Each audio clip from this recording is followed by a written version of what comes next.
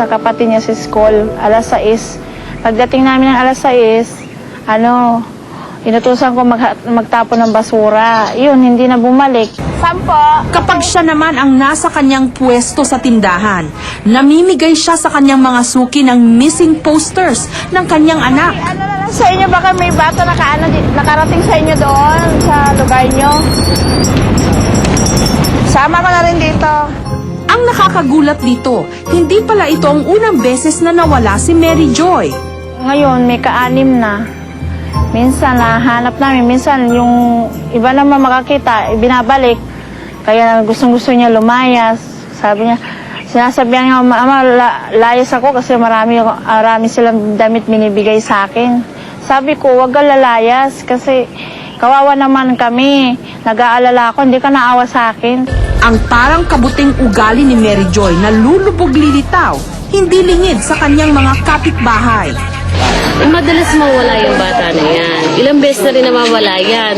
Tapos hindi hinahanap hanggang sa bandang huli, nakikita rin nila. Pangatlong beses niya na o apat na beses na nawawala yung bata. Nung una, isang buwan lang. Ngayon daw tumagal. May contact number ka Sa rin? gitna ng pagtitinda ni Mayet, isang balita ang dumating tungkol sa di umano kinaroroonan ng nawawala niyang anak. Apat na lang puntag ibig mo kalimot eh. Kailan mo nakita, te? Palagi na yan ako nakita doon. Samahan mo ako doon. Dali-dali naming sinamahan si Mayet at ang naturang ale sa nasabing lugar. Saan po tayo? Tawid lang tayo tapos yung tinuturo ko nga papasok ko. Dito na po tayo. Samahan mo ako sa bahay ng mga bata na kasama niya. Agad naming tinungo ang tahanan ng taong di umano makapagtuturo sa kinaroroonan ni Mary Joy. Tao po. May itanong lang kami ba, yung batang kasama nila kaya itong isang araw. Oh. Ito nga bata oh. Te, excuse mo na, te. Di ba kasama ninyo yung hindi? Tatanong lang kami. Yun yung kasama nyo natin isang araw. Hindi yan? Nawala daw yan. Mary Joy. Iba yung kasama nila? Asan man nakatira yung sinasabi? Gusto nila ito makita, punta nila ito doon sa may Tandasora, sa may Macdo, nandun yan.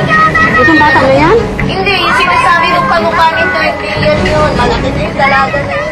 Hindi, yung kasama nyo natin isang araw. Hindi ito ha?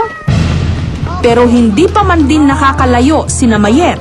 May isa na namang nakakilala kay Mary Joy. Kita mo yan? Isang araw na? Ano, doon nakagawang nakita ko. Kahapon? Saan mo nakita? Doon si Laura. Pwede mo na dulo. Doon sa dulo. Dali-dali naming pinuntahan ang nasabing lugar. Huli ka daan-daan ka. Sa loob niyan, yung sa puno ng ano? Opo. Diyan siya naglalaro? Kagahapon. Pakisilip lang kung nandyan pa. Ngunit ni Anino ni Mary Joy, hindi namin naman. Wala nga daw eh. Dito daw nakita kahapon eh. Hindi na nila nakita ngayon. Ate, ano po yung pakiramdam ninyo ngayon? Maghanap pa rin ako. Hanapin ko talaga to ngayong araw. Talaga. Hanggat hindi ko hanapin ko talaga.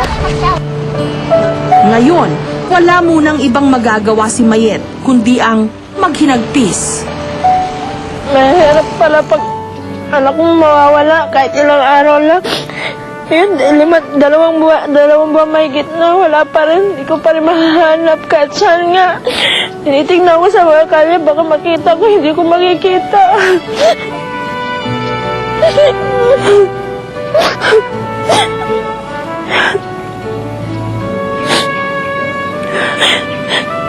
Sana nga mahanap na namin. Alas mo na talaga anak ko. Sa abot ng aming makakaya, pipilitin naming matuldukan ang pangungulila ni Mayet sa kanyang anak. Ayon kay Mayet, Mary Joy ang buong pangalan ng kanyang anak. 8 taong gulang na ito, kayumanggi, maiksi ang buhok. Kapansin-pansin din daw na hirap itong magsalita. Si sinimulan ng makipag-ugnayan ng reunions sa iba't ibang mga shelter. Una naming tinungo ang RAC o Reception and Action Center sa Kamuning. Tonton Chua sa QTV po, reunions. Si Mary Joy Abeng po, namumukhaan niyo ho ba kung andito po siya ngayon? Wala to dito. Wala po. Nung wala roong tumugma sa paglalarawan kay Mary Joy, pumunta naman kami sa RAC sa Maynila. QTV sa reunions po. Magtatanong lang po, meron po kaya kayong nakita po dito na bata po, si Mary Joy Abeng? O si Mary Joy, nakita namin to. Ah, Nadala opo. dito to. Mukhang swinerte ang aming grupo nung oras na yon. Namukhaan kasi nila ang larawang aming dala. Ngunit, Andito po siya ngayon? Wala na si Mary Joy dito. Asan na po siya ngayon? Bali, dinala namin siya sa girls home sa Bansang Marikina. Sige po. wala na kaming sinayang na oras. Agad na naming tinungo ang Manila Boys Town sa Marikina. Nasa pangangalaga raw ng girls' home ng Manila Boys Town ang nasabing bata. At doon na nga namin natagpuan si Mary Joy. Anong pangalan mo? Mary Joy po. Ilang taon ka na?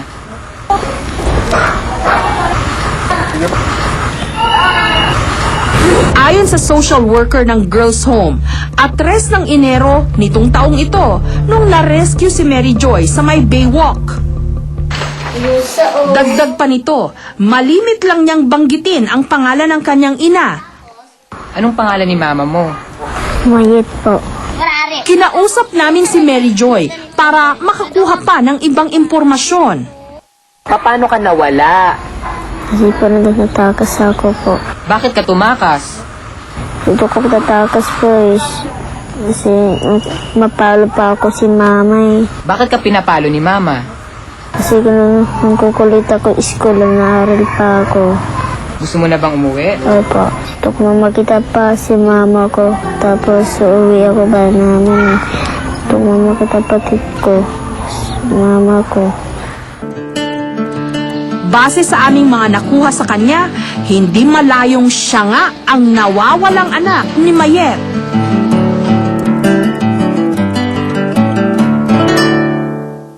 Up next, ang pag-aalala ni Mayet. Mawawakasan na. Andito ka pa. One day you will be famous, a big shot superstar. That's what your mama said, and now that's what you are. She says, my child, you take after me. I'm sure you agree, though you laugh out loud. You know what she's talking about. Whoa, whoa, all the things she said are true. Now, baby, look at you. Time to let the whole world know. One proud mama, one proud mama. The one behind the star they know. One proud mama, one proud mama. Time for you to scream and shout. Show them what she's all about. One proud mama.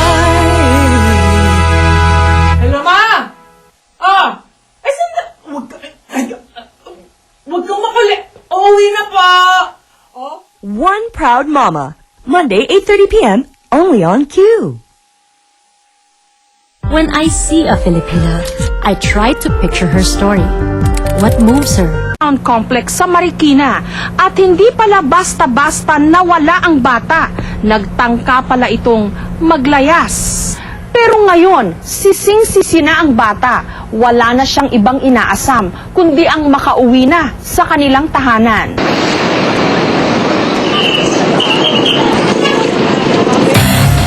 Hindi na namin pinagulong pang mga oras. Nung hapon din yon, agad naming sinundo si Mayet.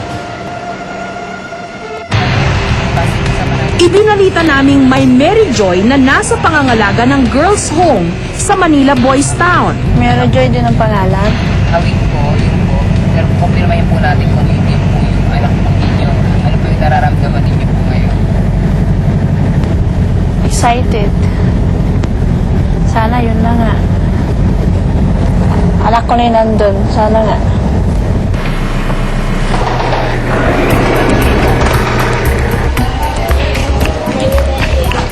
Mabilis pa sa alas 4 nung nagtanong si Mayet tungkol sa kanyang nawawalang anak. Ma'am, tanong ko lang po kung may bata po ganito dito. Anak ko po yan. Maupo muna kayo.